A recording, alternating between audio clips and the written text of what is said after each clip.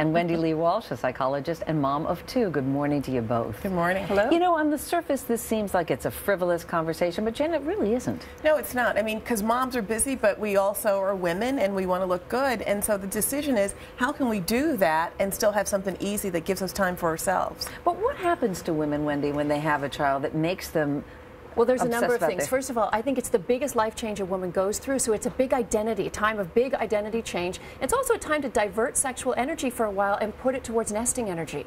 So it's very natural. So is the change of hair a sort of a statement that you're no longer sexually interested, or?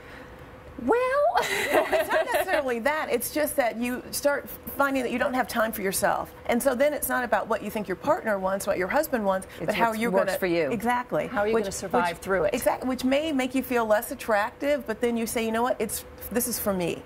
I went to natural hair for 7 years because I just cut all my hair off. Yeah, tell us your story, because this was after your fourth one was, what, 8 years old, I guess? Yeah, and I always said, I'm going to do something that's easy. I'm going to go natural, and there's a lot of pressure to perm your hair, curl your hair, but I said, I'm going to work out and I'm going to do what's best for me.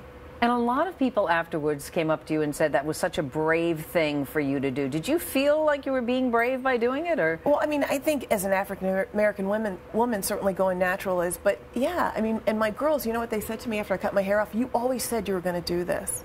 So I did. And Wendy, what about your story? You always had the long hair. I always had long blonde hair. I worked in television news, and then I had a baby, and before I knew it, I had a short, dark haircut. Now, in my case, it was partly sending a message to the world, hey, I'm not just this babe, newsy chick anymore. I'm a mom. I'm a serious woman. But besides the identity change, I think in my case, there was a little undiagnosed postpartum depression, because hair is a big way that we advertise to the world what's going on internally with us. So second time around, kept the long blonde hair with a little Zoloft. That'll do it. Yeah, I mean, I think the bottom line is you have to do what works for you. And if you recognize that whether you do your hair or don't do your hair indicates how you feel, pay attention to that so that you really can be not only the best mom with the best hair, but the best individual. See, in my case, I did it because my hair was just such a mess. I thought if I cut my hair short, I'm going to look cute. Yeah, it didn't work, and I ended up growing my hair back. But so you can do it for various reasons. It's certainly practical, but we have to remember that right now in our culture, there's a really unfair pressure on women to be hot moms. And this is not a time in our life. Remember, long-term monogamy is filled with phases and stages, and this is a time where women shouldn't worry too much about being a Victoria's Secret supermodel. You're a postpartum mom. You're supposed to be sitting under a tree breastfeeding. Well, what role should your spouse play in all of this? Do you think that he should give you the okay?